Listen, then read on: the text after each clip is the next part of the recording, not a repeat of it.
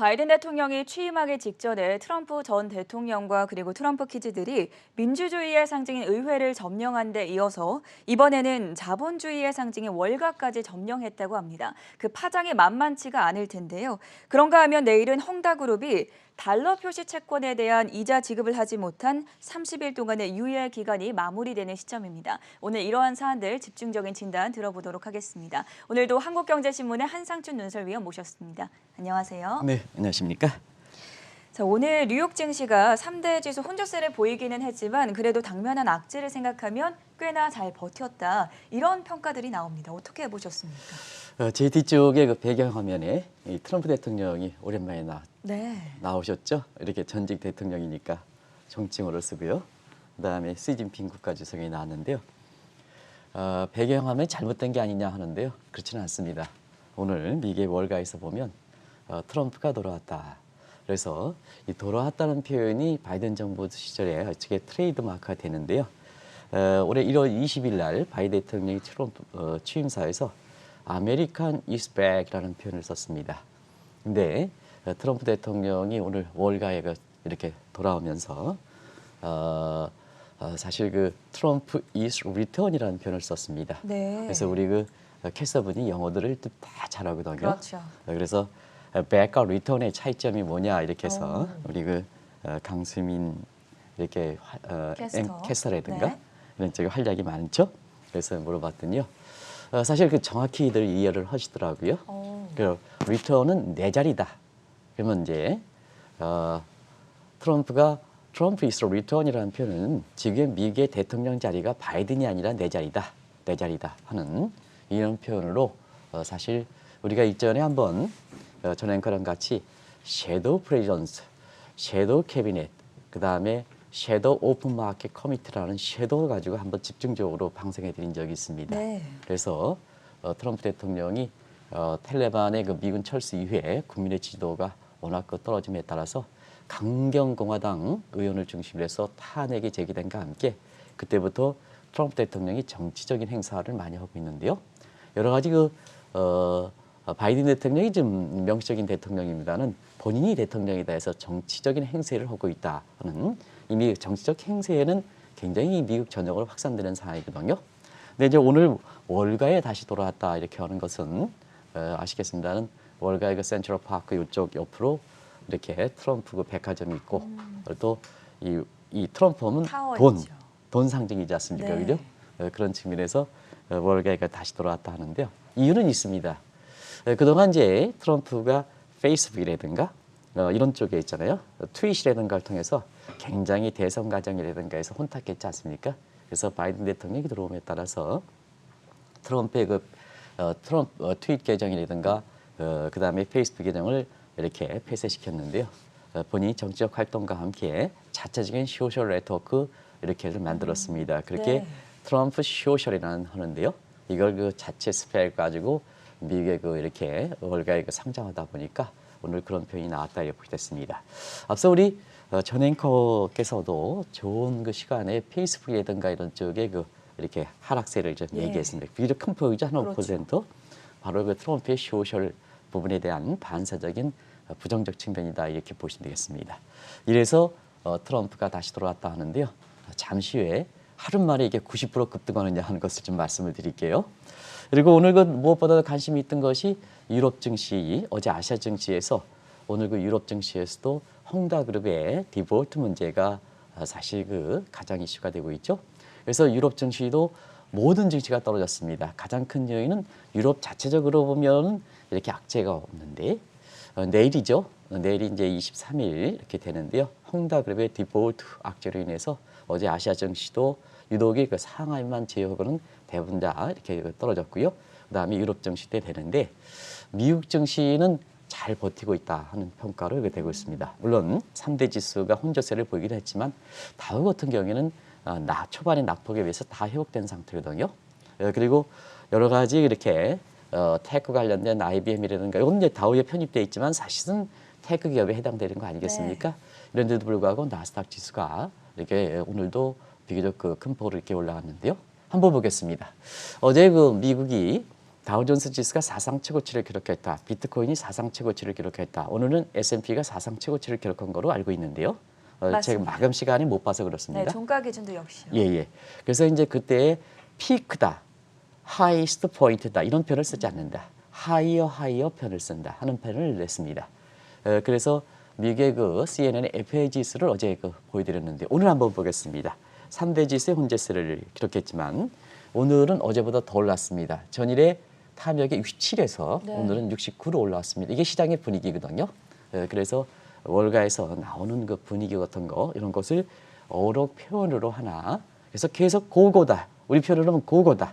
이렇게 해서 이렇게 그 CNN의 시장 심리 지수에 해당되는 FJ 지수가 어제 67에서 59로 올라갔다. 69로 올라갔다 이렇게 보였습니다. 그래서 전체적으로 보는 위험 자산에 대한 선호 심리가 떨어지지 않는다 하는 걸 말씀드리고요. 그리고 어제 그 큰 반영했던 게 비트코인 상장이죠. 예. 그래서 이틀 연속 상장이 이렇게 돼서 비트코인이 66,000 갔는데요. 아무래도 우리도 연중 최고치는 그 4월 달에 기록했던 것은 연중 최고치는 달성하지만 올해 1억 비트가 올해 연내에 실현될 것이냐. 우리가 1억 비트가 되면 한 10만 달러 되죠. 될 것이냐. 그리고 뭐 일찌감치 얘기했던 그 CD라든가 30만 달러, 캐시후드의 50만 달러는 실현이 난망하다는 걸 말씀드렸는데요. 오늘 그 비트코인 가격이 단계 급등에 따라서 좀 조정을 보이는 예. 특별히 자체 요인은 없었습니다.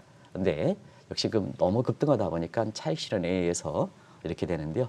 지금 관심은 어제도 말씀드렸습니다는 연내 1억 비트 우리 돈으로 1억 원을 코인당 달성할 것이냐 이런 것이 지금 관심이 되고 있다고 보게 됐습니다.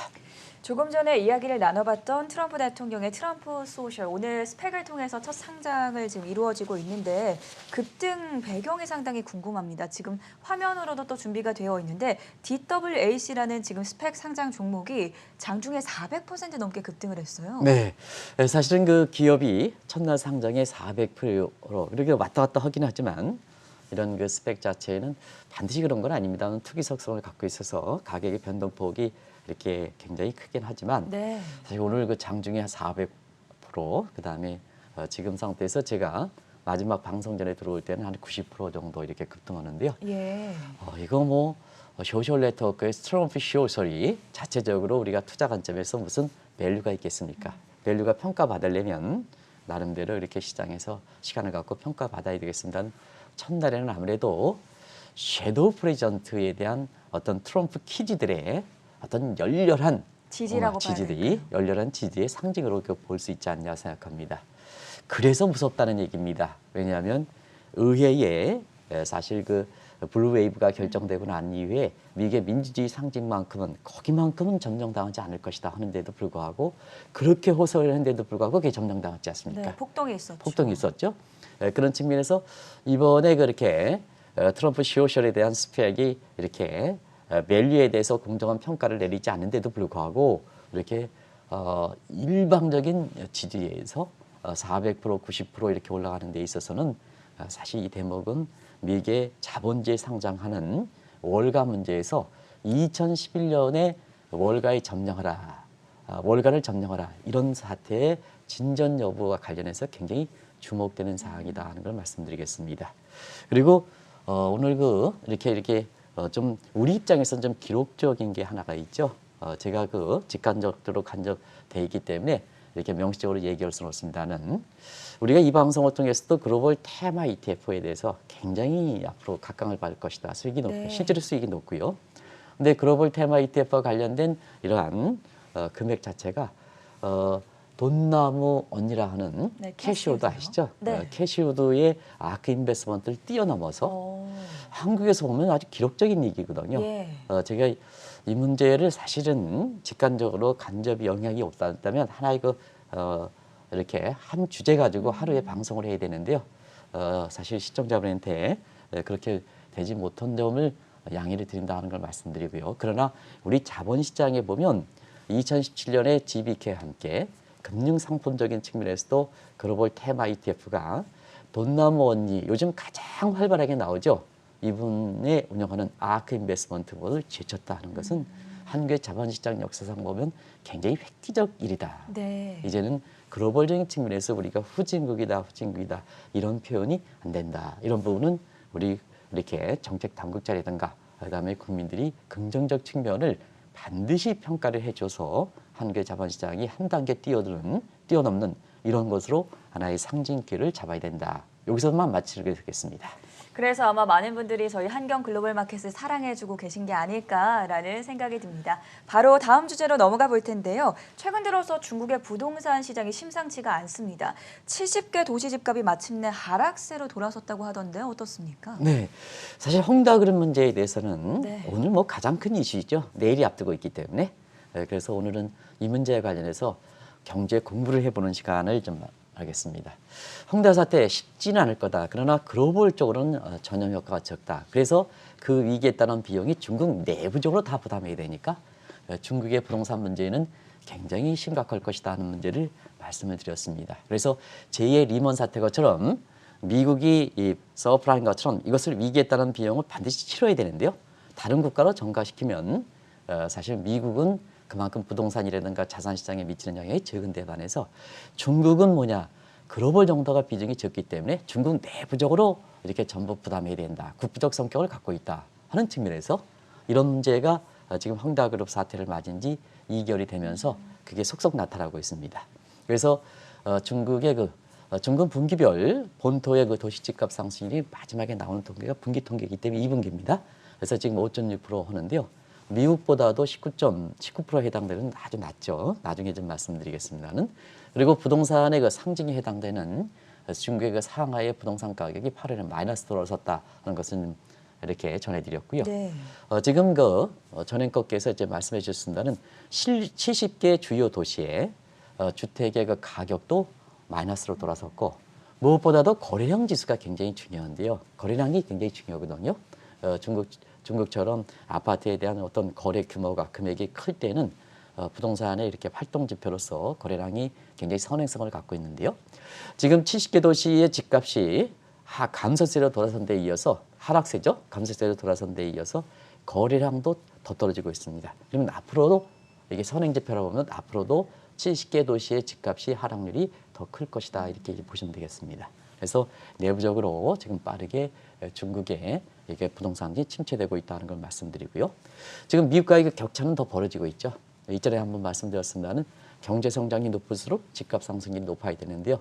지금 헝다 사태 이후로는 미국의 그 집값이 중국의 집값보다 더 월등히 올라서 지금 한 3.5배 이상으로 미국의 집값이 더 높았다 해서 지난 2개월 동안에 빠르게 세계 부동산 시장의 스위치가 될 만큼 이런 영향을 미치고 있다는 걸 말씀드리겠습니다.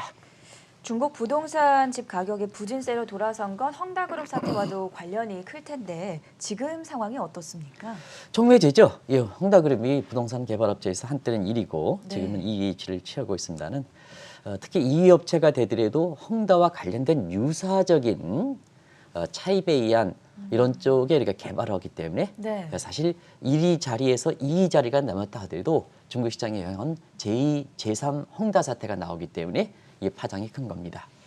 그런 측면에서 지난달 23일이었었죠. 이렇게 중국은 헝다그룹 문제가 개발업체가 빚에 의해 가지고 개발한다는데 자 귀신 채권 발행이죠. 네. 그 영내 채권이 위안화 표시 채권이고 여기에 채권이 대부분 달러 하이리드 표시 채권이죠. 그렇게 구별해서 네. 말씀을 드리겠습니다. 일단은 그 시진핑의 산불 정책에 의해서 그것이 비트코인이든 첨단 문제든 그다음에 사교육 문제든 마지막으로 부동산 시장의 불똥을 튀어서 2개월 전에 헝다그룹 문제가 잠재적인 위험 문제가 아주 이렇게 시장으로 노출되는데요. 그동안 헝다그룹 많이 노력을 했습니다. 헝다그룹 문제를 노출했는데요. 자산 매각 등을 통해서 작은 노력을 했는데요. 실패했습니다. 왜 그럴까 하는 측면에서는 이전에도 한번 말씀드렸습니다는 어떤 그 회장이 글로벌 갈 때는 내부적 사람이 밑에 사람이 자료를 회장에 이렇게 해외 나가는 데 있어서 그걸 반대하는 사람이 없다. 근데 나갈 때는 대부분 다 아주 낙관적으로 장비표에서 나간다. 네. 근데 문제는 들어올 때 얼마 건져서 들어올 것이냐. 그래서 우리가 중국의 부동산도 예를 들어서 지금 장부상으로 보면 뭐 이렇게 해서 굉장히 높다 하지만 그건 뭐냐. 지금 만약에 저런 상태에서 회수를 내면 지금 어떠냐. 이렇게 나중에 말씀드리겠습니다는 우리 전앵커서 시골에서 있잖아요. 네.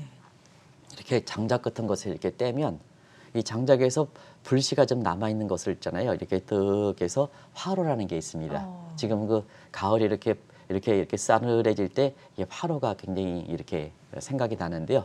거기에 이렇게 탁 하면 불빛이 탁 했을 때 나무의 형체가 있습니다. 이 나무의 형체가 있는데요. 나무의 형체를 봐서 괜찮대 해서 툭 치면 부르륵 무너지거든요. 그게 느낌이 이제 옵니다. 느낌이 오십니까? 네. 그게 지금의 중국의 부동산의 한국의 부동산도 그런 사태에 단순히 장부상 가격만 생각하지 말고 그런 부분이 중요하다 하는 말씀을 드렸었는데 바로 지금부터 전개되는 문제 때문에 그렇습니다.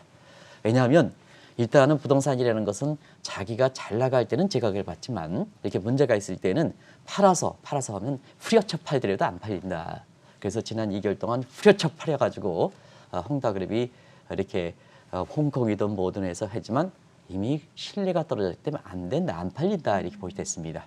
그러다 보니까 뭐냐 위안화 표시 채권에 대한 이자 지급 문제 약속을 했습니다. 나중에 이제 왜 위안화 표시 채권에 대한 약속만 할까 하는 측면은 이렇게 말씀을 드리겠고요. 지금 실행에 옮기지 못하고 있습니다. 지금은 줍니다. 근데 문제가 되는 여기의 문제, 미국의 달러 표시 채권에 대해서는 지금 24일만 문제가 되는 게 아니라 지금 그동안 채권 발행인은 계속해서 들어오지 않습니까? 만기일은. 그래서 5건이 지금 한 건만 된 게 아니라 5건이 지금은 이자 지급도 못하고 있는 사실상 테크니컬 디폴트 상태다 이렇게 됐습니다. 여기에 그치는 게 아니라 어제도 이제 중국의 부동산 시장 딩다이라 그래가지고 네. 거기에 홍다와 같은 똑같은 사태가 돼서 굉장히 이렇게 파장이 컸습니다는 제2, 제3의 앞서 말씀드린 같이 개발업체에서 홍다가 이익이지만 부동산 시장에 더 큰 영향을 미친다는 것은 홍다의 그러한 성공 모델, 이게 성공 모델 지금 실패죠. 성공 모델 이런 거 가지고 따라했던 이게 사실 그 부동산 업체가 많기 때문에 개발업체가 많기 때문에 이와 같처럼 중개 부동산 시장의 먹구름이 되는 거거든요. 지난 2개월 동안의 모습이었다 이렇게 보였습니다. 마침내 세계 부동산에서 주목하는 것이 23일, 지난달 23일에 자 디폴트는 됐지만 유예기한을 설정해서 명시적으로 국제사회에서는 시장의 안정 차원에서 유예기간을 설정한다는 걸 말씀드렸었는데요. 그 유예기간이 지금 끝나고 있습니다. 내일입니다. 지금 상태에서는 자구 노력이 실패했기 때문에 지금은 명시적으로 디폴트가 돼야 되는 그 상황에 바로 직면하고 있다 이렇게 보여졌습니다. 그런 상황이 지금이다 하는 것을 말씀드리겠습니다. 그렇다면 헝다그룹이 달러 표시 채권에 대한 이자 지급을 하지 못할 경우에는 아무래도 제3의 조정이 불가피할 것으로 보이는데요. 어떻게 보십니까? 일단은 그 디폴트라는 것은 네. 사실 이자라든가 원금 지급하면 그건 디폴트가 됩니다. 그래서 이제 테크니컬 디폴트라는 표현을 쓰죠. 그런 각도에서 한번 말씀드리면 자 시청자 여러분 디폴트는 누가 선언하는 겁니까? 한번 그걸 같이 한번 보겠습니다. 디폴트는 일반적으로 채무자에게만 디폴트를 선언하겠습니까? 아니면 채권자도 디폴트를 선언하겠습니까? 그것부터 이제 봐야지 이 문제가 되는 거거든요. 지금 현에서는 위안화 표시 채권에 대해서는 그렇게 문제가 아닙니다. 지금 여기에 표시 채권에 달러 이렇게 표시에 대한 채권인데 지금 관심되는 사항은 자 채권자가 지금 새로운 용어로 크로스 디폴트가 이렇게 할 수가 있느냐, 그 다음에 디폴트 액셀러레이션을 할 수가 있느냐, 이 문제거든요. 그러면 시청자 여러분께서 오늘 내일 들어오는 부분이 9월 23일 날 이자 지급에 대해서 못한 부분인데요. 자, 이게 한 가지만 여기 끝나는 거냐? 아니면 지금 5건이 있지 않습니까? 네. 5건도 같이 하느냐? 이 문제거든요. 이렇게 해서 그런 문제와 관련해서 사실 지금 크로스 디폴트 문제와 그 다음에 디폴트 액셀러레이션 문제가 국제금융시장에서 다시 증정하고 있다 이렇게 됐습니다.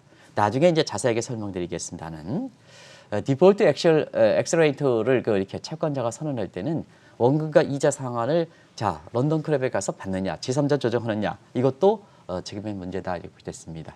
이 달러 표시채권, 여기 표시채권에 대해서는 나중에 디폴트를 얘기할 때 자세히 좀 경제 용어를 좀 해설해 드릴 거로 이렇게 세우고요.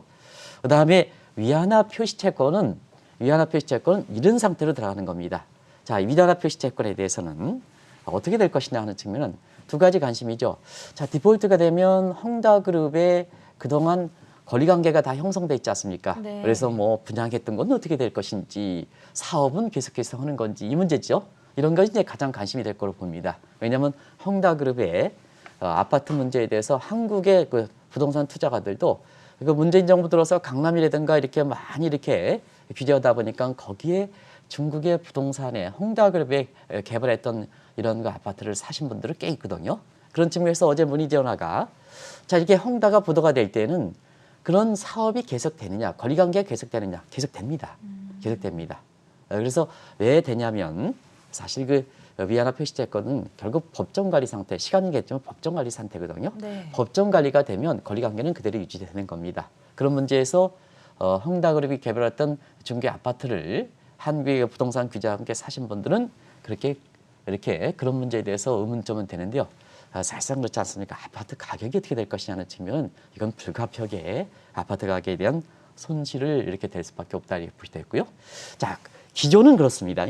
그러면 이제 지금 아파트에 대해서 중개 아파트의 미분양 물량이 얼마큼이냐 통계를 좀 봐야 되겠습니다는 뭐 3천만 건이다 이런 쪽이죠. 그래서 미국에 지금 집이 부족한 걸 싹 덮을 수도 있다 하는 이런 쪽의 외신들을 보셨을 겁니다. 네. 그게 중개 부동산 시장입니다.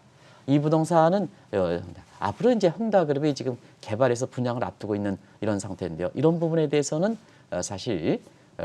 사실상 이것이 미분양 물량으로 전부 남아있지 않겠냐 생각합니다. 그래서 아까 아파트에 기존에 갖고 있는 아파트 매매한 사람들은 진행은 되겠습니다. 가격이 떨어진다 하는 문제가 미분양자가 앞으로 신규 물량도 계속 나와야 되는데요. 그런 전부 이렇게 미분양 물량으로 쌓일 거다 이렇게 보셨습니다. 그러면 어떻게 될 것이냐. 아파트가 중국은 우리 것처럼 인테리어가 다 들어가는 건 아닙니다. 이렇게 해서 아파트 분양할 때 개발업체들은 형체만 딱 하고 내부적으로 인테리어는 전행껏해서 내 구매에 맞게끔 이렇게 거기에 내부적으로 해야 되거든요. 그러면 이제 골격만 남는다는 얘기입니다. 골격만. 그게 무분양되면 골격만. 우리처럼 집이 이렇게 들어가서 다른 쪽으로 용도를 사용할 수가 있죠. 인테리어가 다 됐으니까. 네. 지금의 뭐 우리나라 같은 경우에는 자 이렇게 호텔 같은 것이 이렇게 안 될 때는 그걸 좀 개조해서 젊은 사람들 들어가는 거 아니겠습니까? 예. 그런 식으로 되는데 중국은 개발의 특성상 흉물이 된다. 흉물이 되면 결과적으로 시카고 공포가 되지 않느냐, 범죄 소굴이 되지 않느냐 하는 이런 쪽에 앞으로의 모습이 전개될 것이다 이렇게 보시면 되겠습니다. 지금 디폴트와 관련한 새로운 용어들이 많이 등장을 했는데 한번 정리를 해보고 가죠. 네, 일단은 그 원금과 이자를 못하면 지금 부도입니다. 네. 부도입니다. 근데 선언을 하느냐 안 선언하느냐가 차이가 있는 점이죠. 그래서 우리가 선언을 하느냐 안 선언을 하느냐 때 테크니컬 디폴트로 바꾸는 거다. 네. 바뀌는 거다. 그래서 지난 9월 23일 날 우리가 이자 지급을 못함에 따라서 사실 그것은 테크니컬 디폴트다 이렇게 보겠습니다. 그래서 원금이든 이자 지급을 못하면 디폴트인데 그건 선언을 안 했기 때문에 테크니컬 디폴트다. 과거에 RNT라든가 GMB라든가 이런 국가 채무에서 사실상 디폴트는 반드시 앞에 테크니컬 디폴트라는 것은 선언은 안 하는 겁니다. 그러면 자 시청자 여러분 한번 보겠습니다. 선언은 내가 갚지 못해 선언 누가 하느냐? 선언 누가 하느냐 이게 문제죠. 민간 채무 같은 경우는 국가 같은 경우는 뭐 제3자가 선언할 수 있는데 민간은 누구? 채무자가 선언합니까? 채무자 선언할 수 있죠. 그럼 채무자가 선언하면 어떻습니까? 야 나한테 돈가가 올 때는 어땠는데 채권 받으니까? 네가 뭐 돈을 안 갖고 이자도 안 갖고 일방적으로 선언해? 그러면 뭐냐? 그때 선의로 믿고 홍다그룹에 이렇게 수익을 믿고 잠재 수익을 믿고 투자했던 채권자들 같은 앉아서 당하지 않습니까? 네. 앉아서 그렇죠. 돈 꿔준 사람이 안 갚겠다는 거 아니겠습니까? 그게 일반성에서 그래서 뭐냐 이렇게 채무자가 일방적으로 선언하는 거에 대해서 채권자가 디폴트를 선언하는 경우가 있습니다. 그래서 그게 뭐냐 오늘 처음 배우시죠? 네. 그래서 채권자가 선언하는 게 그게 앞서 말씀드린 같이 크로스 디폴트 선언입니다. 그래서 크로스 디폴트는 뭐냐 하면 23일 날 한번 보겠습니다. 9월 23일 날 내일 옵니다. 이자 지급 못하죠? 디폴트죠. 그러면 이제 자 채권자 입장에선 다른 이자 지급에 지금 5건이 걸려 있는데요. 그런 부분도 저 홍다그룹이 첫 번째 이렇게 뭐 디폴트를 선언했을 때는 뭐냐면 그것도 갖지 못하겠죠. 네. 그래서 그 예비 차원에서 다른 부분도 본인이 스스로 디폴트를 선언하는 채권자가 선언하는 겁니다. 그렇게 디폴트 크로스다. 디폴트 크로스다. 이렇게 보시면 되겠습니다. 그러면 시청자 여러분 채권자가 자 지금은 9월 23일 것만 내일 돌아서 디폴트가 되는데 나머지 건 디폴트 한다. 그러면 자 빚 청산할 수 있는 자산이 있을 때는 그렇게 하는 겁니다. 네. 내 자산을 마지막으로 질질 끌면 갈수록 홍다그룹이 남아있는 자산 가치는 계속 떨어지지 않습니까? 그죠? 그래서 선제적으로 보면 나머지 자산 가치가 있을 때는 그렇게 한다 이렇게 보시됐습니다. 그때 크로스 디폴트를 한다. 그렇죠. 그래서 네. 크로스 디폴트다 이렇게 보시됐습니다. 근데 문제는 크로스 디폴트가 이렇게 선언할 때, 아유 그래도 채무자가 저거 의지가 없단 말이에요. 그러면 이제 강제적으로 해야죠. 강제적으로 하는 게 제3자 조정이다. 그게 런던 클럽에 가는 거다라는 걸 말씀드리겠습니다. 그런 각도에서 시청자 여러분이 나중에 런던 클럽에 대해서 참 자세하게 말씀드리고요. 그다음에 두 번째는 자 채권 채무자 볼 때 한번 보겠습니다. 지금 디폴트 되면 채무자도 손해고 채권자도 손해지 않습니까? 네. 그죠? 네. 채무자도 디폴트 되면 신뢰가 떨어져서 다시 한번 사업하기 어렵거든요. 채권자는 뭐 더더욱이 손해고. 그래서 요 기간에 채권과 채무를 보기 위해서 모라토리엄과 유예 기간을 설정하는 겁니다. 그게 이제 30일 유예 기간을 설정하는 겁니다. 그렇지 예. 않습니까? 근데 자, 유예 기간을 설정하는 문제에 있어서는 모라토리엄 선언이라고 있습니다. 이건 뭐냐면 비민간 디폴트, 중앙정부 국가와 과거에 이게 뭐 정치적으로 생각하지 마시기 바랍니다. 지금의 그 뭐 대장동 사건 관련돼 있으신 뭐 이렇게 뭐 직접 관련돼 있다 이렇게는 뭐 영어 저는 모르겠고 네. 이분이 그 시장 성남시장 이렇게 전에 이렇게 성남시에 디폴 모라토리엄 선언한 적이 있습니다. 모라토리엄 선언 그렇습니까? 처음 드셨죠? 네. 예, 그럼 뭐 형식적으로 그래서 성남시에 빚이 많아가지고 모라토리엄 선거를 한 적이 있습니다. 러시아 모라토리엄 선언. 우리나라에서 모라토리엄이 없었냐면요. 국가 전체 차익 모라토리엄이었으면 성남시장 지방자치단체 모라토리엄도 있었은 겁니다. 예. 그래서 이렇게 비민간 같은 경우에는 모라토리엄을 선언한다. 그래서 결과적으로 보면 디폴트를 해서 여러 가지 권리관계를 청산시키는 것보다는 이렇게 사실 그 빚의 상환 의지가 있으면 자구 노력을 좀 중시해서 빚을 어쨌거나 갚는 게 중요하죠. 그럼 권리관계 회복되고 채권도 실력 회복되고 채권자도 자기 돈을 받을 수 있고 그래서 가장 베스트 세컨드 베스트 폴리시가 되거든요. 이게 이제 비민간 중앙정부 지방정부일 때는 모라토리엄을 선언한다. 그러면 이제 이 모라토리엄 기간에 당신네들이 채권을 갖겠다, 채무를 갖겠다 하는데 그게 못했다 하면 그때는 이제 명시적으로 디폴트를 선언하는 거죠. 이게 파리 클럽을 간다. 그러면 나머지 잔챙이 이제 남아 있는 자산 가지고 빚잔치를 해야 되지 않습니까? 네. 빚잔치를 했으면 근데 그때의 디폴트 선언하면 채권 채무자 관계가 최악의 관계죠. 자율적으로 조정할 수 있습니까? 못하죠. 그래서 이렇게 파리 클럽을 간다. 좀 이따 말씀드리겠습니다. 그리고 민간은 바로 테크니컬 디폴트 선언하는 게 아니라 채권 채무를 보호하기 위해서 30일간의 유예 기간을 설정한다. 헝다 비민간이죠. 30일 이후에 내리도록 한다. 이렇게 보시면 되겠습니다. 자세히 설명한다고 노력했는데도 불구하고 짧은 시간이다 보니까 이게 이렇게 좀 시청자분이 그때그때마다 다시 한번 설명드리도록 하겠습니다. 디폴트에 관한 유형에 대해서 아주 자세하게 설명을 해주셨는데 제대로 된 경제 공부를 한 것 같습니다. 그럼 헝다그룹이 이제 내일 30일 유예 기간이 끝나면 디폴트가 된다는 이야기인데 이럴 때 채권자들은 어떻게 되겠습니까? 네, 채권자는 사실은 앞서 말씀드린 같이 중국이 왜 이렇게 사실 이런 문제에 대해서 아주 나중에 말씀드리겠지만 아주 자신만만하게 가는 것은 네. 어제도 뭐 중개 상하 지수만 올랐지 않습니까? 이렇게 되는 거는 결과적으로 보면 자 우리가 채권자 입장에서도 디폴트를 선언할 수 있다. 그러면 이제 두 가지라 그랬죠? 하나는 뭐냐? 하나는 지금 이자 지급 못했지만 다른 거 이자 지급 못했을 때 그것까지 이렇게 하느냐? 빚잔치를 빨리 할 것이냐? 자산 가치가 더 떨어지겠네. 이거는 좀 사실 그 밖에 있는 자산 달러 페이지 밖에 있는 자산이 중요하거든요. 근데 헝다 그런 문제는 글로벌 비중이 낮다는 걸 계속해서 말씀드렸습니다. 그래서 제2의 리먼 사태가 되지 않는다 하는 걸 계속해서 말씀드렸는데요. 사실상 이것은 헝다 그룹이 대부분 다 중국 내부의 중국 정부의 통제를 받는 우리가 자산들이기 때문에 제2, 제3, 제4로 채권자가 주도적으로 디폴트 크로스를 선언하기는 어렵다 하는 걸 네. 말씀드리겠습니다. 빚잔치 할 게 밖에서 자율적으로 할 수 있는 게 없다는 얘기죠. 그러면 어떻게 될 것이냐 하는 측면에서는 결국 제3자 조정으로 간다. 제3자 조정한다. 근데 이제 여기서 우리가 2015년에 한국도 파리 클럽에 가입했다 해가지고 이제 우리가 선진국에 진입한 것이지 않냐. 그래서 그때도 방송을 한 적이 있습니다는 공적 채무는 파리 클럽에 가고 민간 채무는 런던 클럽에 갔습니다. 제가 런던 클럽에는 경험이 있습니다. 이전에 한번 우리 대기업 중에서 한번 1990년대에 이렇게 여러 가지 어려운 사건이 있었죠. 네, 제가 기억이 납니다. 대우경제연구소에 있었었는데요. 런던 클럽에 경험이 있었던 사람입니다. 근데 이제 자 이렇게 해서 지금의 제3자 조정으로 간다면 런던 클럽으로 갈 거라고 보는데요. 자 런던 클럽에 가더라도 헝다그룹이 중국 내부의 자산만 있지 밖에 있는 자산들이 없습니다. 적습니다. 그러다 보니까 자 제3자에서 런던 클럽에서 이행해라 하더라도 일단은 런던 클럽 자체가 과거처럼 위상이 적다. 브렉시트 문제에서 런던이 국제금융시장 배후로 되고 있습니다. 그래서 네.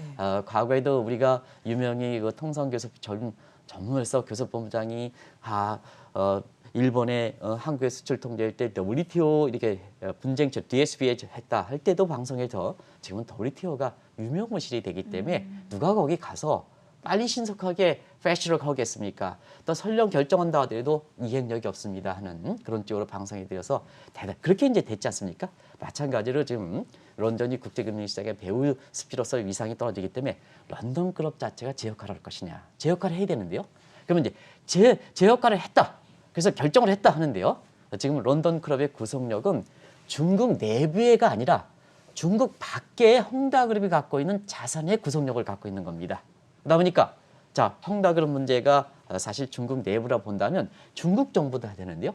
중국은 자산의 원칙에서 속지지 원칙을 취하고 있습니다. 부동산 문제에 대해서는. 네. 그럼 이제 밖의 문제에서 중국 사람이 갖고 있는 자산에 대해서는 원칙적으로 중국 정부가 자, 이게 이해상책일 때는 먼저 내부를 생각한다는 얘기입니다.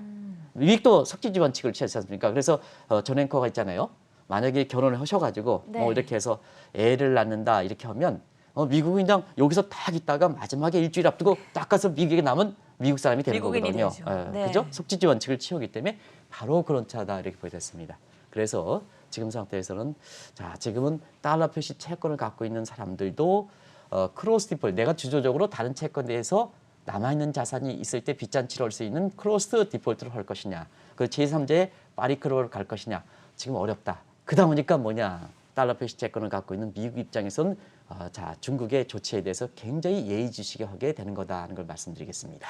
그럼 이런 상황들 속에서 미국은 어떻습니까? 좀 긴장하고 있지 않겠습니까? 네, 리먼 사태는 없지만 네. 버터플레이 이펙트에서 중국의 문제가 한국 부동산에서 연쇄적으로 부동산을 붕괴시키는 버터플레이 없지만 나비 그때 말씀드린 효과요? 왜 이제 버터플레이라 하죠? 네. 근데 중국은 헝다그룹 문제가 아주 집중이 되기 때문에 중국 내부이기 때문에 중국에 투자했던 달러 표시채권 한국 이게 중국의 부동산 산 사람들 아파트 산 사람들이 영향을 미치는 드레인 이펙트가 이렇게 영향이 되는 거죠. 그래서 미중 간 마찰에서 미국이 지금 집값 상승에 대해서는 굉장히 부담을 느끼고 있지 않습니까? 그렇죠. 그래서 뭐 집값이 많이 올라가니까 테이퍼링을 앞당기는 게 않습니까? 그러면 이제 중국의 부동산이 침체하니까 자금이 들어와서 미국의 집값이 더 끌리려면 페드의 테이퍼링은 더 앞당겨야 되겠죠. 미국은 좀 부담이죠. 그래서 바이든 정부도 이 대목을 굉장히 주목하고 있다 리포트 됐습니다. 마지막으로 현재 부채 상황은 어떤지 중국의 부채 상황도 한번 짚어주시죠. 중국 부동산 부채 많죠. 그렇죠. 국가채무 문제가 작년 1년 전에 이렇게 얘기할 때도 그때 지방정부, 지방기업의 디폴트 문제에 대해서 한번 말씀드린 네. 적이 있습니다. 기억나시죠? 네. 네, 그때 국가채무가 308%인데 1년 만에 400%, 100%포인트가 더 늘어났습니다. 그런 측면에서 지금 보면 작년에 1년 전에 지방기업의 부도, 그다음에 지방은행의 부실, 지방인민의 부다, 제3의 천안문 사태 이런 쪽에 이제 말씀을 드렸고 최근에는 LGFB, 이건 지방정부의 부실 문제입니다. 지방정부도 지방채를 발행하고 하는데요. 지금 중국의 시진핑 중앙정부에서 전부 방치하고 있습니다. 왜 그럴까? 수장들이 전부 바뀌어 있죠. 그 책임지고 수장들인데 이 수장들은 누구냐 하면요. 대부분 다 과거에 시진핑 직전에 임명됐던 사람이다. 그러면 시진핑 지금 장기 집권하는데요. 지방의 수장들을 전부 바꿔야 되지 않습니까? 그렇죠. 권력을 그래서 공고해야 되니까. 그렇죠? 그래서 30%가 교체되고 있다 이렇게 됐습니다. 그래서 지금 헝다그룹 문제 직전에 이렇게 보면 작년에 그 중국의 디폴트가 한 26조, 우리 돈으로 20주년인데요. 5년 전에 2,400억 정도, 2,002조 4천 정도 됐거든요. 그러다 보니까 10배나 증가하는 이런 모습을 보이고 있다 이렇게 됐습니다. 자, 그러면 이제 중국 같은 경우에는 국가의 부도가 됐을 때는 어떻게 됐냐? 중국은 뭐 그건 걱정 없습니다. 왜냐하면 중국은 국영 체제이기 때문에 국가 디폴트가 400%도 견딜 수 있느냐? 아유, 중국의 인민은행이 있죠. 그래서 뭐냐? 인민은행이 국채를 발행하면 중국 정부가 국채를 발행하면 네. 자, 인민은행이 사주면 됐지 않습니까? 그죠? 인민은행이 반드마이티시라고 그러죠. 이게 이제 반드마이티시에서 자, 지금도 우리나라도 여당 국회의원이 빚내서 더 써라. 걱정할 필요 없다. 그러면 민간에서 그러면 빚 문제 때문에 안 사주면 어떡하냐? 중앙정부 한국은행에서 사주지 않으면 되죠. 그런 문제입니다. 네. 그래서 중국은 그런 문제 때문에 사실 이 국가 채무가 400% 육박하는데도 불구하고 적용이 안 된다. 그래서 뭐든지 시진핑이 장기 집권이라든가 이런 것을 다음 달에 있을 19기 6중 전에 네. 그다음에 내년도에 양해될 장기 국고 집권 차에서 지금 아주 국민 계조 사업에 들어가는 과정에서 이런 문제가 나타나고 있다 이렇게 보고 있습니다. 네, 오늘 도움 말씀은 여기까지 들어보도록 하겠습니다. 지금까지 한국경제신문의 한상춘 논설위원이었습니다. 대단히 고맙습니다. 네, 고맙습니다.